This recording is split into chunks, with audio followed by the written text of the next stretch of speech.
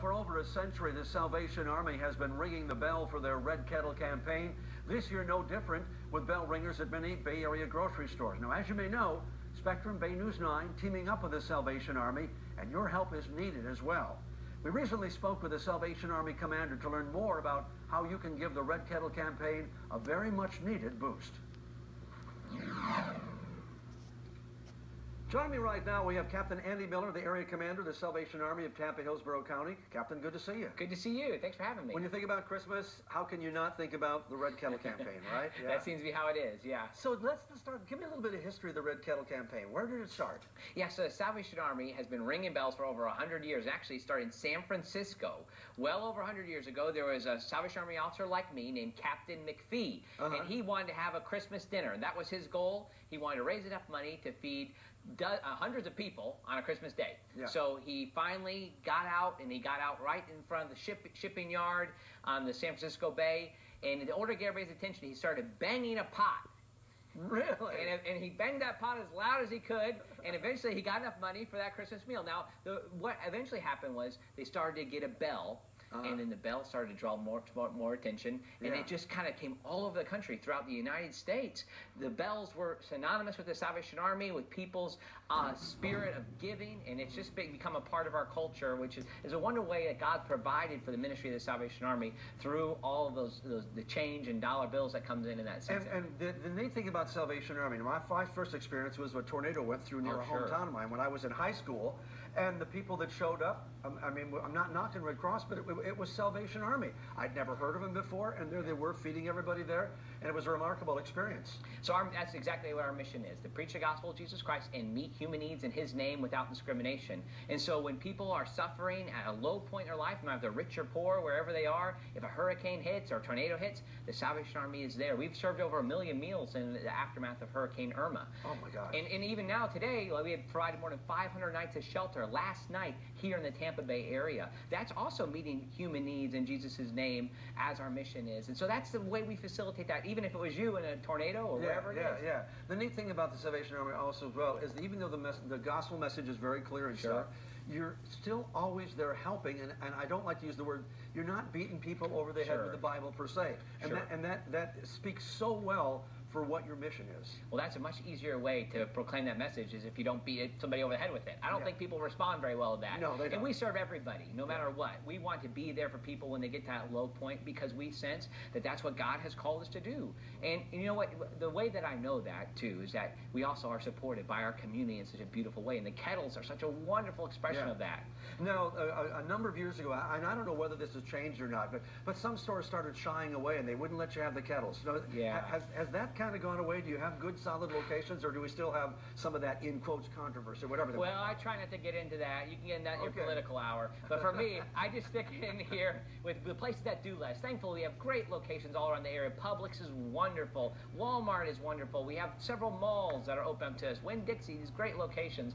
And we sense that we're getting the resources we need. But, of course, it always gets a little challenging this time of year. Right. And right now, we're just slightly down, which always gives us a little bit of worry about what could happen. But we trust that God will provide the resources, and He does that through the community. And we sense that that's going to happen again. Now, we know that Salvation Army is always providing food and stuff. But tell me about some of the other services, like for the people that are down and out, because I've seen a lot of homeless people, and I've been one of these people that I'll tell you right honestly, I've been saying, folks, have you been to the Salvation Army? Because these people need more than just the money they get from standing there and trying to solicit on the corners, because I always feel so bad for them. And Salvation Army, we are really about transformation, not enabling. And I'm sorry to say, it comes from a good place. If somebody gives money when they're holding up a sign, probably when you hand it to them, I'm sure it comes from the right place.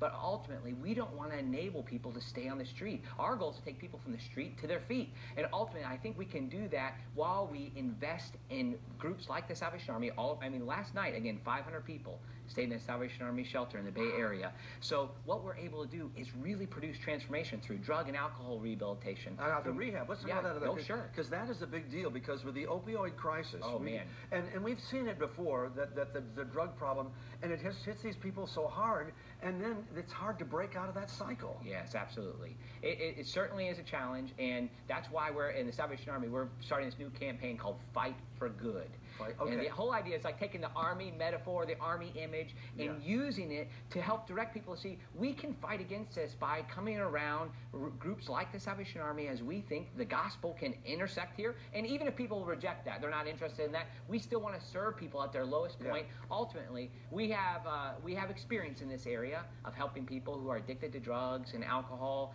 mental health issues as well, children who are homeless, children who are in abusive situations, human trafficking. All of these areas are things that the Salvation Army has been called to do and has been doing for over 150 years and 125 years here in Tampa. And they don't do, if you'll accept Jesus, we'll help you. That's right. They That's go, right. we will help you, period. Yes. Now, what of your budget, how much money do you, percentage-wise, do you raise during the Red Kettle campaigns? Yeah, so 75% of our income comes in these 2 months. Wow. So we really need people to respond as they get letters from us and then they see those kettles. And we have these year-end giving. Year-end giving is so important that many people, because of tax incentives, hopefully that stays around with the tax cuts that are coming, that will have an opportunity to enable people to give at the end of the year. That's where people, thankfully, our culture is one that rewards charitable giving. And if as much as that can continue, that helps us. And the people that are actually ringing the bells. Now, a couple of years ago, I rang bells. Oh, thanks. I'll tell you what, I was very good at getting money out of people. Oh, I bet you are. I'd love to have you back. Oh, yeah. You said a couple of years ago, I need you back tomorrow. Yeah, but in terms of the people that ring the bells, are they all volunteers generally? No, we do pay some people whenever we can't get volunteers. Okay. So our goal is to have as many volunteers as possible. Sure.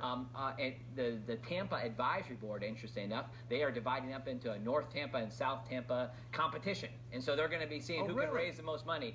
We have sports teams that go out and ring. We have a lot of people who, Rotary clubs, Kiwanis clubs, all those type of groups are so important. And church groups, too, do a great job. So you can go to our website, salvationarmytampa.org, and volunteer. Yeah. But we do have, not many people want to ring bells the Monday after Thanksgiving. Oh. Believe it or not. Really? So we have some folks who have come through, some of them come through our programs. We can give them a seasonal job, and we still, thankfully it's amazing. Like we're able to still pay them a salary, a good salary during the season, but also make money that we can use for our mission. And the other thing about the Salvation Army is that as far as charities go, you are always number one or number two for the least administrative costs. We see some organizations that 10-15% of what's raised is administration. You guys have always been in that.